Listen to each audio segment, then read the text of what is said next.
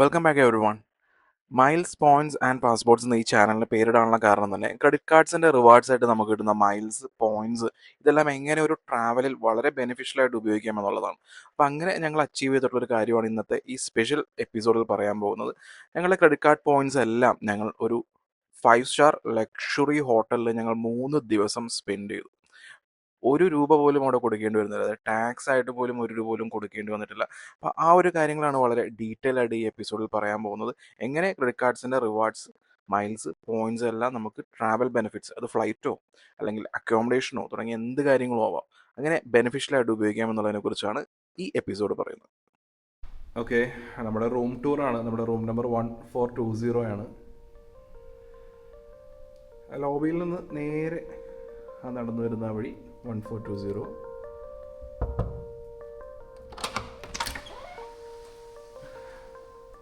അപ്പോൾ ഇതാണ് room. First impression എന്ന് പറയുന്നത് ഒരു ബാത്ത് ടബ് ഉണ്ട്.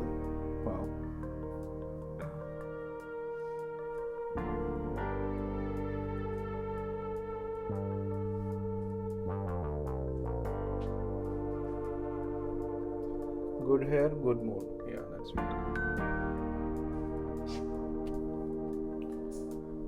Okay, shower cubicle ആണ്. കൊള്ളാം, എല്ലാം മാരീഡിൻ്റെ സ്റ്റാൻഡേർഡ്. ലാവറ്ററി ഇവിടെ ഫോസറ്റ് അല്ല വരുന്നത്, ഇവിടെ ജെറ്റാണ് വരുന്നത്. അങ്ങനെ വ്യത്യാസമുണ്ട്.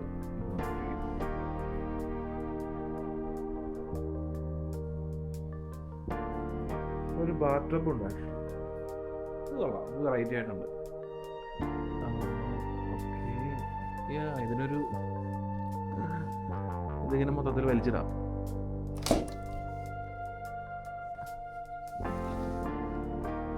അതും കൊള്ളാം.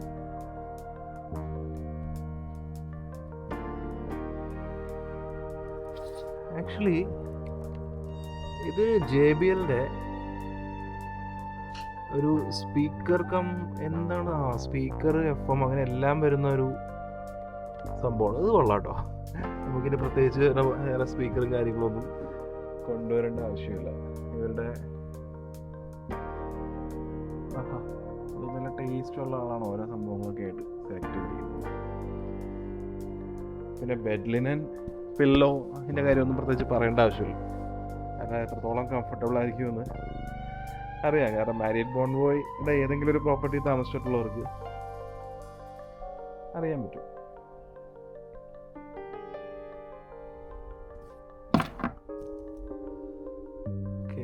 ബെഡ് ലാമ്പും കാര്യങ്ങളൊക്കെയാണ്.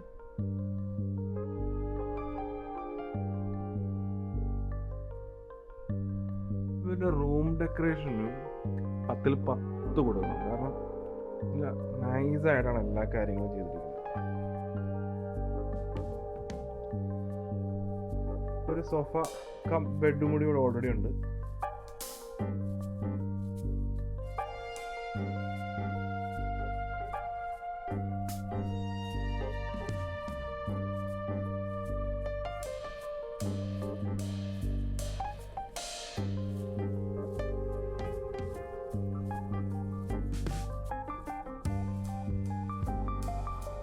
നമ്മുടെ ബാൽക്കണി എന്നുള്ള വ്യൂ എന്ന് പറയുന്നത് ഇതാണ്. നമുക്ക് ഗാർഡൻ വ്യൂ ആണ് കിട്ടുന്നത്.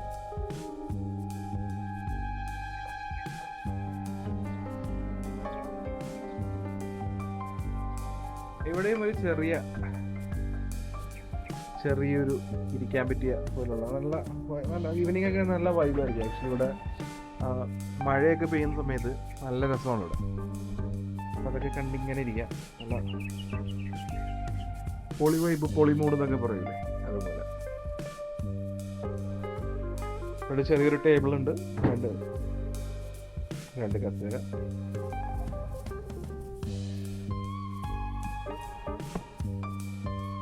ഇവരുടെ മെനു ആണ്, ഇൻ റൂം ഡൈനിങ്ങിന്റെ മെനു. ബ്രേക്ക്ഫാസ്റ്റ്,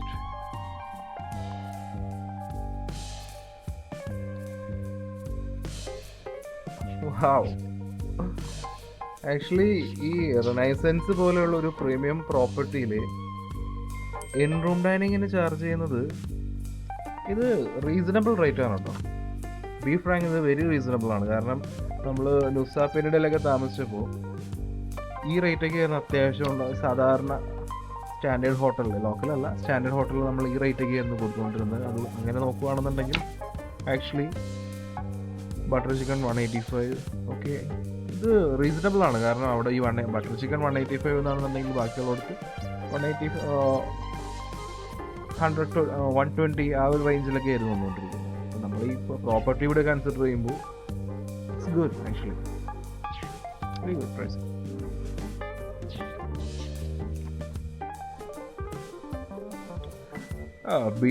ബിയറിൻ്റെയൊക്കെ നോർമൽ റേറ്റ് ആണ് കേട്ടോ. അത് കൊള്ളാം. 24 hours സർവീസ് ഉണ്ട്. ബിൻടാങ് ഇവിടുത്തെ ഫേമസ് ബിയറാണ്. ബിൻടാങ്ങിൻ്റെയൊക്കെ rate is very normal. Okay,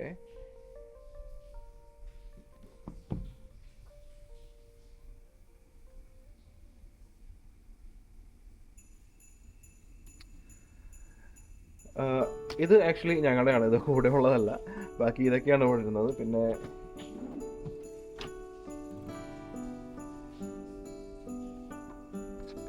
mini bar സ്നാക്സിന്റെ rate ആണ് ഈ കാണുന്നത്. Okay, it's very reasonable.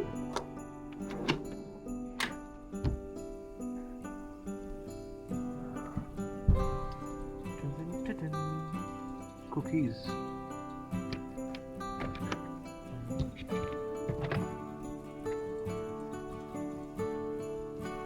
ബിൻടാങ് 2 beer ഇരിപ്പുണ്ട്, 2 കോക്കോള ജ്യൂസ് ആൻഡ് ഓൾ. പിന്നെ വാർഡ്രോബ് വരുന്നുണ്ട്. വാർഡ്രോബിൽ ഹാൻഡ് ബോക്സും കാര്യങ്ങളൊക്കെയാണ് വന്നിരിക്കുന്നത്.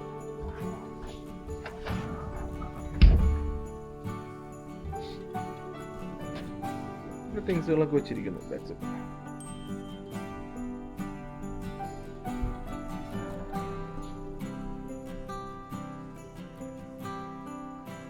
അപ്പോൾ ഇതാണ് റിനൈസൻസിൻ്റെ property view.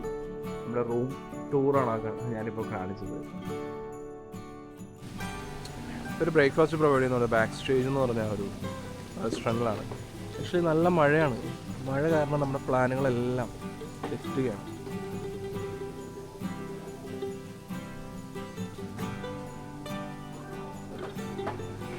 That is backstage.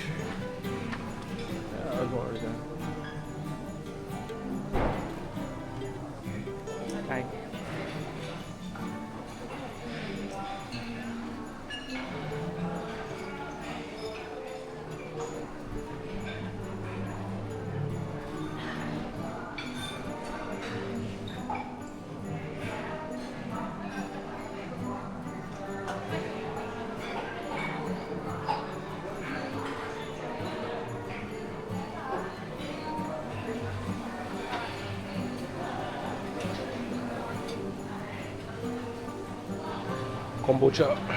Kombucha കഴിച്ചുകൊണ്ട് ഇന്നത്തെ ദിവസം സ്റ്റാർട്ട് ചെയ്യണം.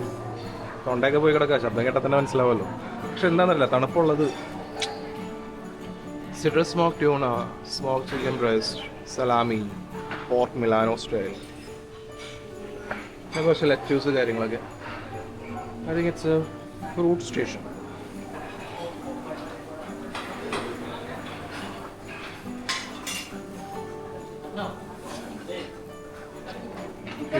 യോഗേർട്ടുകളാണ്, യോഗേർട്ട് പല ഫ്ലേവറിലുള്ള.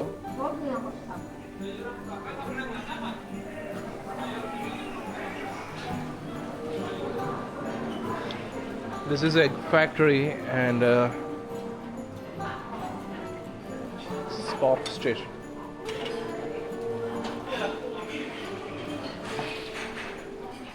Pork Egg Benedict.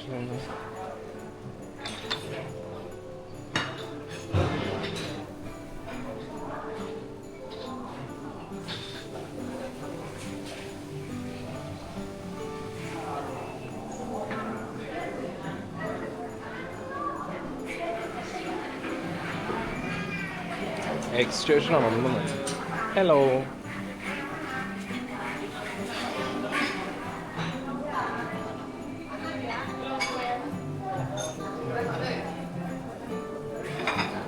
And this is our area.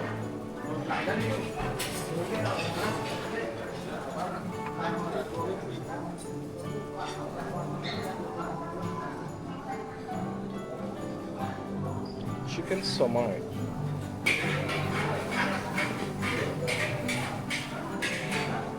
Pav.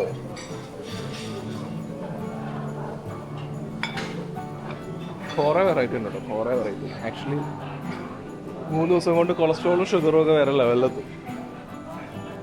Hi.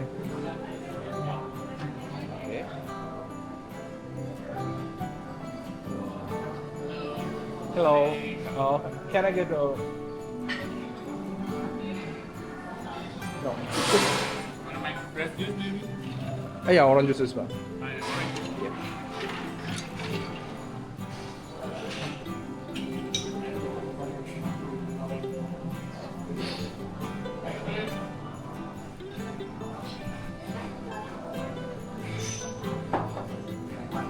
Thank you.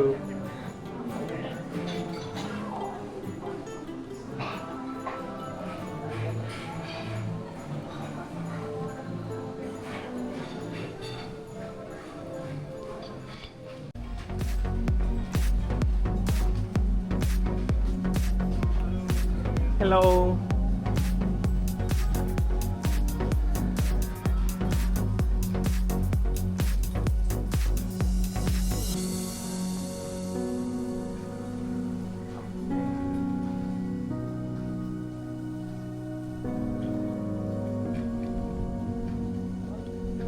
റിനൈസൻസിന്റെ 4 പൂളുകളിൽ ഒരു പൂളാണിത്.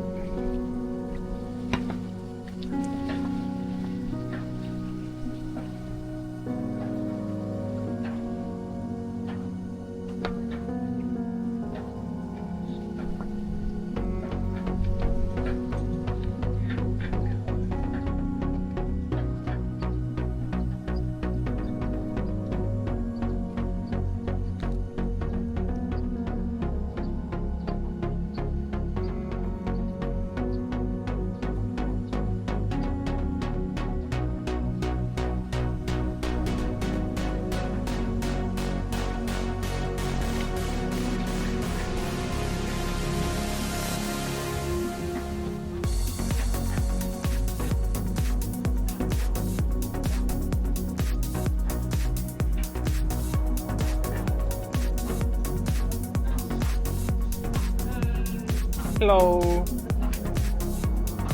There's another pool there, no?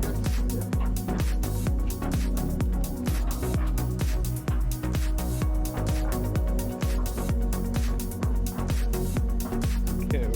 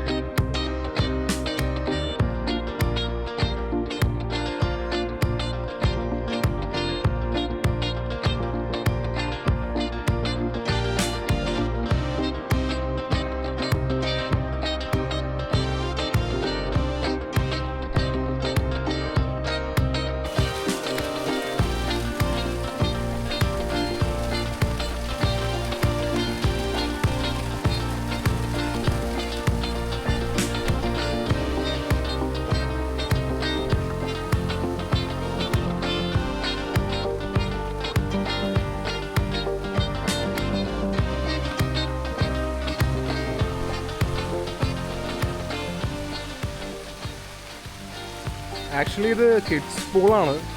കിഡ്സിന് വേണ്ടി ഡെഡിക്കേറ്റഡ് ആയിട്ട് ഇത്രയും വലിയൊരു പൂൾ എന്ന് പറയുന്നത് അടിപൊളിയല്ലേ? കാരണം നമ്മൾ നോർമൽ കാണുന്നത് എല്ലാം സാധാരണ സ്വിമ്മിംഗ് പൂളിനോട് ചേർന്നുകൊണ്ട് ഒരു ചെറിയൊരു പോർഷൻ കിഡ്സ് പൂൾ എന്ന് പറഞ്ഞിട്ടുണ്ടാവും. പക്ഷെ ഇതങ്ങനെയല്ല, ഇത് ഡെഡിക്കേറ്റഡ് ആയിട്ട് ഇത്രയും വലിയ ഏരിയ കിഡ്സ് പൂളിന് വേണ്ടി മാത്രമായിട്ടാണ് ഉപയോഗിച്ചിരിക്കുന്നത്.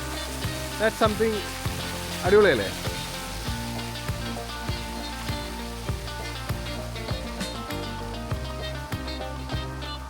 അപ്പോൾ ഈ കിഡ്സ് പൂൾ ഇതും കൂടി ചേർത്തിട്ടാണ് മൊത്തം 4 സ്വിമ്മിംഗ് പൂൾ ഈ പ്രോപ്പർട്ടിയിലുണ്ടെന്ന് ഞാൻ പറഞ്ഞത്. ഓൾമോസ്റ്റ് 4 കണ്ടു കഴിഞ്ഞല്ലോ. അപ്പോൾ എങ്ങനെയുണ്ട് ഈ റെനൈസൻസ് എന്ന് പറഞ്ഞ ഈ പ്രോപ്പർട്ടി എങ്ങനെയുണ്ട്? ആക്ച്വലി നുസാദുവയിലാണ് ഏറ്റവും കൂടുതൽ മാരിയറ്റിൻ്റെ പ്രോപ്പർട്ടീസ് ഉള്ളത്. അപ്പോൾ അതിൽ ഒരെണ്ണം മാത്രമാണിത്. അപ്പോൾ എല്ലാം നമ്മൾ എക്സ്പീരിയൻസ് ചെയ്യണമെന്നുണ്ടെങ്കിൽ നമുക്ക് അതിനനുസരിച്ച് പോയിൻറ്റ്സ് വേണം. അതിനനുസരിച്ചിട്ടുള്ള ദിവസങ്ങൾ നമ്മൾ ഈ ബാലിയിൽ സ്പെൻഡ് ചെയ്യണം. ഫ്ലൈറ്റ് ടിക്കറ്റാണ് ആകെയുള്ളൊരു എന്താ പറയുക, നമ്മളുടെ മുമ്പിൽ നിൽക്കുന്ന ഒരു പ്രധാന തടസ്സം എന്ന് പറയുന്നത്. ഡയറക്റ്റ് ഫ്ലൈറ്റ് ഒന്നും ഇല്ലാത്തതുകൊണ്ട്.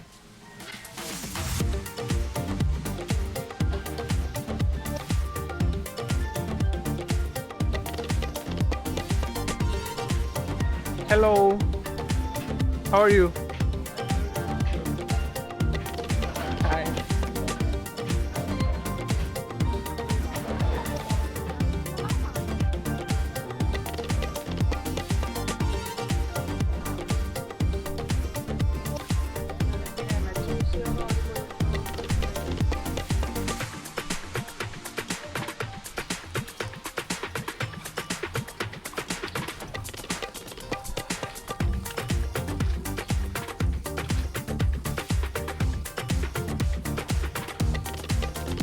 Going to the next pool.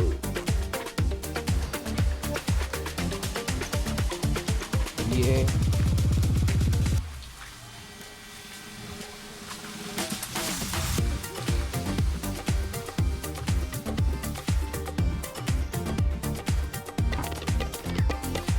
This is just another kid's pool.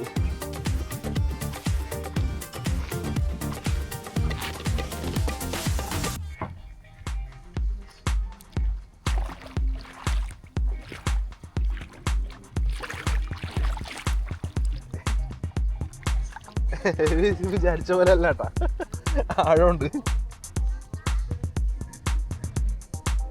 ചൂടുവെള്ളം.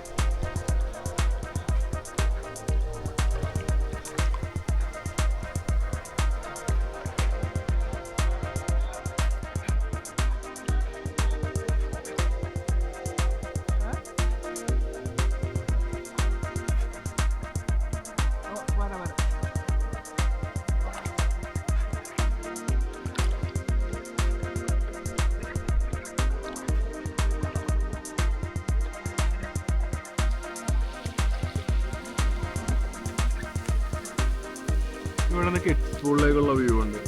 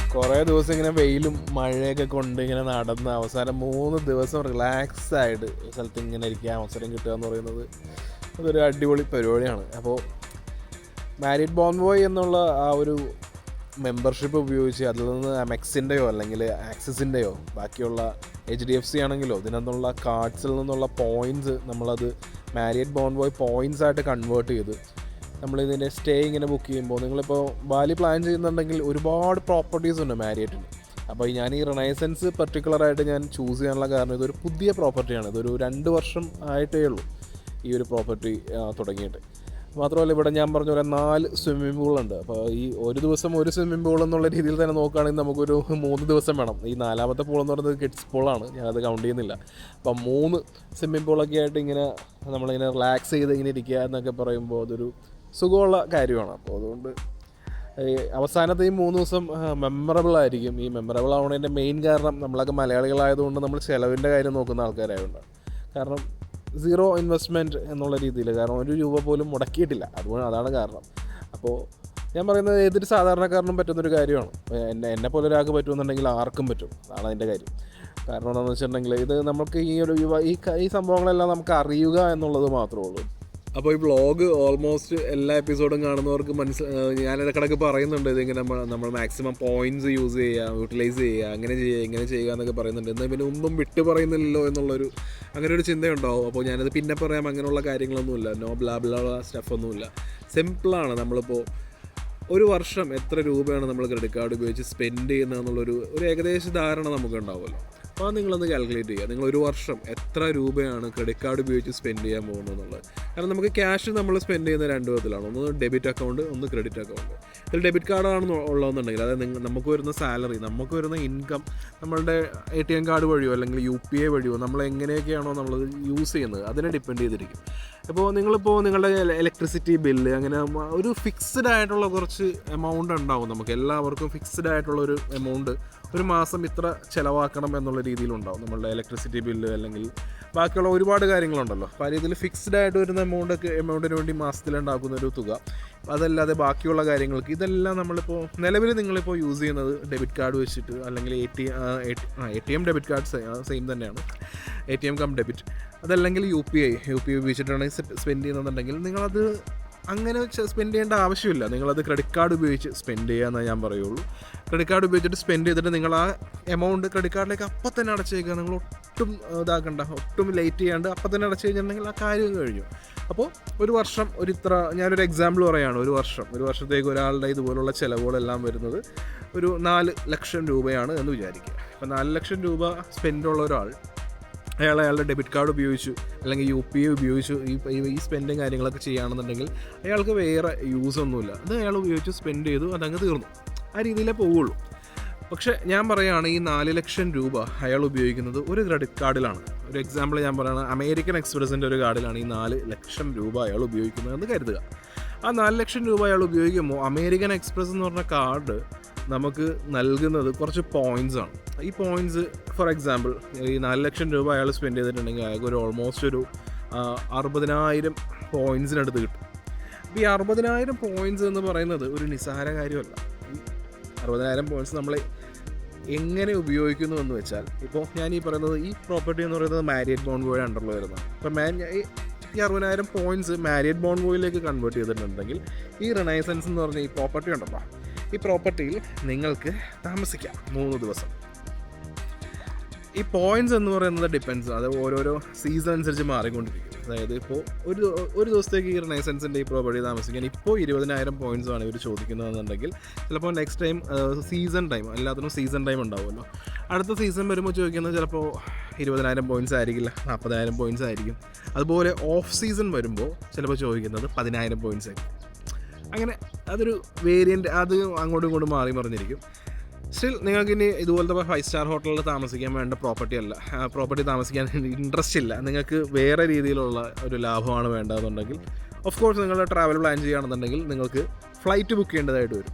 അപ്പോൾ ഫ്ലൈറ്റ് ബുക്ക് ചെയ്യേണ്ടി വരുമ്പോൾ ബാലി ഞങ്ങൾ ട്രാവൽ ചെയ്ത് സിംഗപ്പൂർ എയർലൈൻസിലായിരുന്നു. സിംഗപ്പൂർ എയർലൈൻസിന് എല്ലാത്തിനും ഒരു ലോയൽറ്റി പ്രോഗ്രാം ഉണ്ടാവും. അതിൻ്റെ ലോയൽറ്റി പ്രോഗ്രാം പേര് ക്രിസ് ഫ്ലയർ എന്നാണ്. അപ്പോൾ ഈ ക്രിസ് ഫ്ലയറിൽ വേണമെങ്കിൽ നിങ്ങൾക്ക് ഈ പോയിൻറ്റ്സ് ഉപയോഗിക്കാം. വേണമെങ്കിൽ എനിക്ക് തോന്നുന്നു 60,000 പോയിൻറ്റ്സ് ഒക്കെ ഉണ്ടെന്നുണ്ടെങ്കിൽ നിങ്ങൾക്ക് അപ്പ് ആൻഡ് ഡൗൺ ബാലി നിങ്ങൾക്ക് പോയി വരാം. അതായത് മനസ്സിലായോ? അതായത് 4 ലക്ഷം രൂപ വർഷത്തിൽ ഒരാൾ സ്പെൻഡ് ചെയ്താൽ ഡെബിറ്റ് കാർഡ് ഉപയോഗിച്ച് UPI ഉപയോഗിച്ച് സ്പെൻഡ് ചെയ്തിട്ടുണ്ടെങ്കിൽ പ്രത്യേകിച്ച് അയാൾക്ക് ഒന്നും കിട്ടുന്നില്ല. പക്ഷേ ഇവിടെ നമുക്ക് ഈ ഒരു മെയിനായിട്ടുള്ള ചിലവ് എന്ന് പറയുന്നത്, ഒരു യാത്രയുടെ ചിലവിൽ ഏറ്റവും കൂടുതൽ കാശ് വരുന്നത് ഒന്നെങ്കിൽ അക്കോമഡേഷനായിരിക്കും അല്ലെങ്കിൽ ഫ്ലൈറ്റിനായിരിക്കും. മോസ്റ്റ് ഓഫ് ദ കേസസ് ഫ്ലൈറ്റിനായിരിക്കും. അപ്പോൾ ആ ഫ്ലൈറ്റിൻ്റെ ചിലവുണ്ടല്ലോ, ആ ഖർച്ച അത് നമുക്ക് കുറഞ്ഞു കിട്ടും. അതൊരു വലിയ കാര്യമല്ലേ. അപ്പോൾ അതിന് എങ്ങനെയൊക്കെയാണ്, ഏതൊക്കെ കാർഡാണ്, ഏത് രീതിയിൽ ഉപയോഗിക്കണം തുടങ്ങിയ കാര്യങ്ങളാണ് നമുക്ക് അറിയേണ്ടത്. അതിന് വേണ്ടത് ജസ്റ്റ് ഒരു ഗൈഡ് ലൈൻ, ഒരു കറക്റ്റായിട്ട് ഗൈഡ് ചെയ്യേണ്ട ഒരാളാണ്. അപ്പോൾ നിങ്ങൾ ഈ ചാനലിൽ വരുന്ന ഇനിയുള്ള